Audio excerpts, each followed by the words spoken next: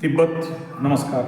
दलाई लामा किस कष्ट में, किस कंडीशन में हमारे भारत में छुपते छुपाते 7 दिन 7 रात अपने को छुपा के चाइना के चुंगल से कैसे इंडिया में वापस आए, इंडिया में आके शेल्टर लिए, और जिसके कारण नेहरू शेल्टर देने के बाद इंडिया को एक बहुत बड़ा युद्ध का सामना करना पड़ा। और ये इतना बड़ा शर्मनाक कांड करके भी चाइना बेशर्मी के साथ आज भी इंडिया का कुछ और ज़मीन हड़पने का चक्कर में है, चाहे वो सियाचिन ग्लेशियर एरिया हो, चाहे अरुणाचल प्रदेश हो, उसका मैप में निकाल दिया है, डिक्लेयर कर दिया है। एक समय था जब हिंदू चीनी भाई भाई के नारा दे के भारत के पीठ में खंजर भोंकने वाला, और ऐसा देश को कभी भी विश्वास नहीं करना चाहिए। अभी कुछ न्यूज़ आ रहे हैं जहां पर ये बताया जा रहा है कि चीन अपने भारतवर्ष में जितने सारे आर्मी पोस्ट बनाया था वो वापस जा रहा है और एक नेगोशिएशन और शांति समाधान पे आ रहा है। इसे कभी विश्वास नहीं करना चाहिए। चाइना, पाकिस्तान, इनको विश्वास करना मतलब हमारे अपने पैर पे कुराड़ी मारना है। ये कई बार धोखा दे चुका है, और ये जब भी बैकफुट में जाए तो हमारे देश के नेताओं को, हमारे देश की मानसिकता को सजग होना चाहिए। फिर से ये हिंदी चीनी भाई भाई करके पीठ में छुरा हो गए तिब्बत के साथ। और चाइना एक ऐसा कंट्री है जहाँ पूरा उसका बॉर्डर सीमा विवाद रसिया के साथ, ताइवान के साथ, नेपाल के साथ, भूटान के साथ, बांग्लादेश के साथ, इंडिया के साथ, सबके साथ है।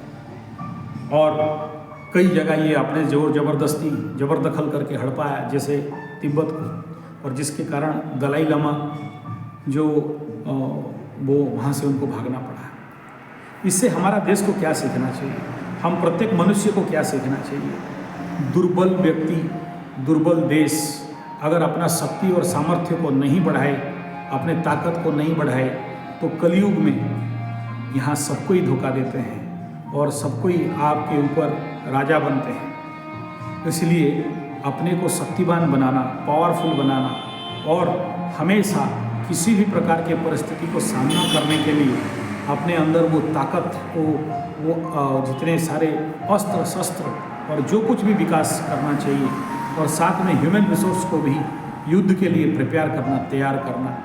ऐसे ही प्रत्येक परिवार अपने बच्चों को अपने घर में उस प्रकार का युद्ध प्रशिक्षण, मार्शल आर्ट का प्रशिक्षण, मेरा यहाँ मार्शल आर्ट का ट्रेनिंग चलता है तो मैं बच्चों को देता हूँ, तो सिखाता हूँ। और मैं खुद कराटे ब्लैक बेल्ट हूँ, और मार्शल आर्ट मेरा बचपन का शौक भी रहा।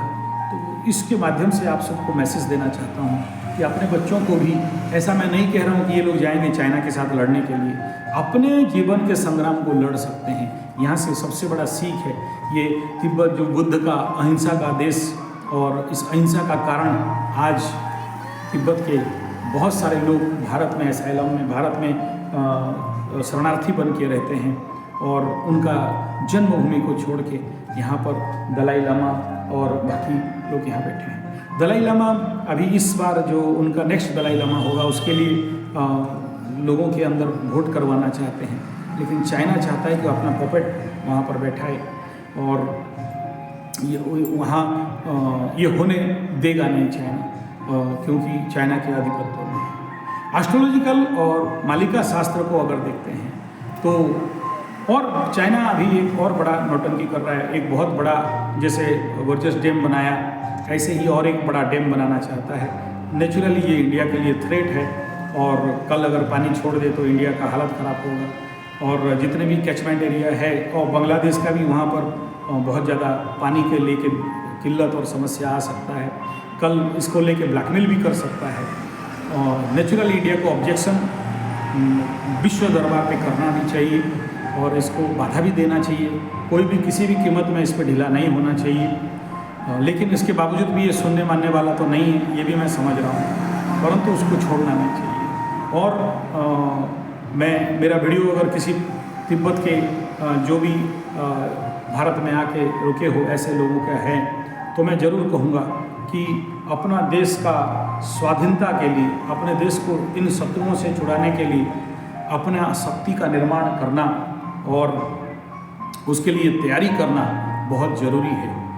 भारत का स्वाधीनता के समय आप देखे होंगे कितने लोगों का प्राण गया।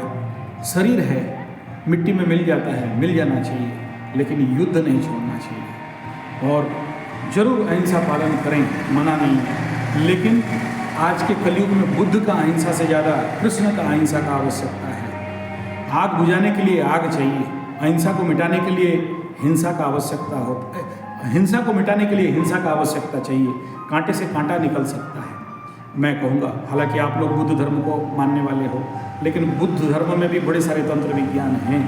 और भारत में अगर आप मेरा बात सुनते हो और मेरा बात सुन दे रहा है, मेरा बात आप तक पहुंच रहा है इस वीडियो के माध्यम से, तो मैं आप लोगों को कहूँगा, चाइना इंडिया वार के समय में माँ बगलामुखी और धूमावती का बहुत बड़ा तांत्रिक यज्ञ अनुष्ठान हुआ था। आप लोग भी, अगर आप में से जो लोग इंटरेस्टेड हो, आप करा सकते हो। आपको नहीं पता, एस्ट्रोलॉजिकल तांत्रिक प्रयोग के माध्यम से बड़े से बड़े हमारे देश में भी ये बात प्रकट नहीं होता है, ये बात अनसाइंटिफिक लगता है, ये बात अविश्वसनीय लगता है, लेकिन आप अगर इंटरनली रिसर्च करोगे तो इस विज्ञान में वो ताकत है कि अच्छे से अच्छे शत्रुओं को तहस नहस किया जा सकता है। और आप लोग भी इस प्रकार का कदम अगर उठाते हो तो दो कार्य होगा। एक तो आपके जो तिब्बत के लोग यहाँ पर बैठे हुए हैं शरणार्थी बन के, उनके अंदर एक युद्ध का मानसिकता बनेगा, और दूसरा चाइना का भी शक्ति क्षीण होगा। हालांकि ऐसे मालिका और मिंग सनी के समय जो पानी बांध के रखा है, आप देखना चाइना में हालत क्या होगा। जो बड़े बड़े डैम हैं, वो जब सनी पानी में आता है ना, और जितने भी लोग ऐसे, सनी माने जनता, और जनता को कष्ट देके जो व्यक्ति, जो देश, जो राष्ट्र, हमारे भारत में जनता जनार्दन कहा गया है, और जनता को जो देश कष्ट देता है वो देश सब दिन तक खड़ा नहीं हो सकता, हर दिन तक स्टेबल हो नहीं सकता। जनता को कष्ट देके ही बहुत सारे राष्ट्र बर्बाद हो गए। तो ये भी एक मिंग सनी और कल की अवतार में ऐसे भी बताया गया कि चाइना का 8 टुकड़ा, 10 टुकड़ा, 12 टुकड़ा होगा तो ज़रूर, इसमें कोई दो राय नहीं है। और लोगों के ऊपर ऐसे अत्याचार, ये कम्युनिज्म के नाम पे हो, चाहे उनके देश का माओ से तुंग के नाम पे हो, और ये जो उनका जो डिसीजन भी है, याद रखना, माओ से तुंग का जितना डिसीजन सब गलत रहा, चाहे पेरू चिड़िया मार के हो जिसके कारण लाखों लोग भूखे मर गए, और तो ये भी जो डिसीजन ले रहा है, जिसके लिए जो कूटनीति राजनीति चल रहा है, ये उल्टा उसी के ऊपर पड़ने वाला होगा। ये भी मेरा प्रेडिक्शन है।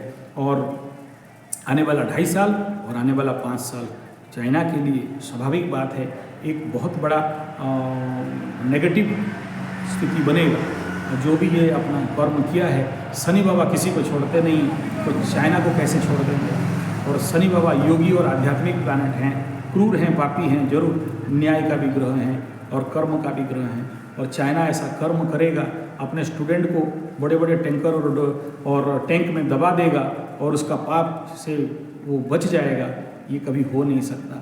आज नहीं तो कल उसका भांडा फूटेगा, और जब भांडा फूटेगा तो उस समय कौन बचाए, वो तो शनि बाबा ही जाने। और इसलिए इस मौके में ज़रूर हम लोगों को, और जो भी तिब्बत के जितने भी भारतवर्ष में हैं, इन सबको उसके लिए एक प्रिपरेशन का, एक तैयारी का, और दोनों प्रकार का, आप जो आंदोलन करते हो, काला फ्लैग वगैरह दिखाते हो, वो सब ठीक है, लेकिन साथ में अगर मेरा बात किसी को विश्वास भरोसा है तो मैं कहूँगा कि इस मार्ग को भी जरूर अपनाएं। प्लस एक बड़ा सा जो आर्मी एक खड़ा करना जरूरी है आने वाले समय में उनको टक्कर देने के लिए, तभी जाके आने वाला समय में देखिए, आप ये मत भूलिए कि चाइना के पास बहुत बड़ा सैनिक है। महाभारत और युद्ध में देखोगे तो कौरव के पास बहुत सैनिक था, लेकिन धर्म उनके सपक्ष नहीं था। ऐसे ही आपके पीछे आपका अहिंसा, आपका आध्यात्मिकता, उसका शक्ति है और वो जग रहा है। भारत में सनातन जग रहा है, भारत में अमृतकाल हो रहा है, जिसके लिए कल तक पूरा कांग्रेस शासन में हिंदुओं का मुंह बंद था, अब वो उठ रहा है। आपको भी इस समय जगना पड़ेगा, और आपको भी इस समय चाइना के विरुद्ध में जो प्रकार का भी प्रिपरेशन होना चाहिए, छोटे से छोटे।